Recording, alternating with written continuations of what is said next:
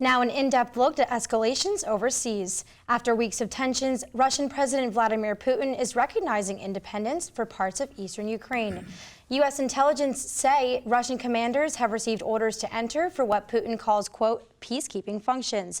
President Biden signed an executive order this hour imposing sanctions on trade and financing in those areas. This as Biden warns, quote, Russia could attack at any moment. Joining us now to weigh in on the history, significance, and why students should pay attention is political historian and Elon professor Mark Dallhouse. Professor Dallhouse, thank you so much for joining us. Thank you. Can you explain just the significance of what's going on right now? Sure. I think really this is a very historic and somber evening. This represents the first major movement of troops on the European continent since the end of World War II in 1945. It is also, in many respects, a direct challenge to the post-Cold War structure that has emerged, security structure for Europe that has emerged. And so in that sense, it has the potential to be paradigm shifting for European national security and for the United States. Yeah, why should students on campus care about what's going on right now?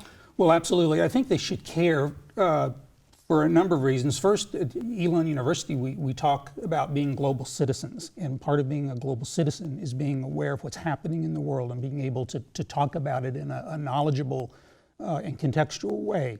I would say more immediately, the fact is if sanctions are imposed on Russia, which looks increasingly likely by tomorrow, I would think, if that in fact comes about, that in turn will have economic repercussions in the United States that will directly affect all of our lives and our pocketbooks and all of those issues. So this is an issue that will come home to us very quickly and I think with some impact.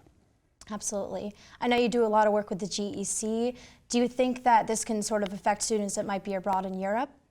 I think certainly it would be they will see how the students they're with from those countries are reacting and responding to that. They are in nations that are in the European Union, which has agreed this afternoon that this is an act of aggression. And so in that sense, they will certainly, I would think, feel the sort of atmosphere of crisis that I think is beginning to register across the continent. Absolutely. Yeah, and any opinions on the civilians evacuating to safety? Yeah, that's the part that really is most disturbing to me. In fact, I just learned this afternoon that there were people in Afghanistan who evacuated Afghanistan, Kabul, back in August, who went to Ukraine. And now they are liable to be directly in a war zone yet again and have to evacuate again. And if in fact Putin moves into the Ukraine past where he's gone with armed force, and he's certainly amassed the ability to do that, then that is going to set in a tremendous humanitarian crisis that will result in increased migration to Western Europe and elsewhere. And I think that's going to be very significant and heartbreaking because we're talking about innocent people who are caught in the middle of this fighting. Yeah, well, thank you so much, Professor Dallhouse. Well, we hope you'll join us again as the story continues. Thank you very much. Thank you.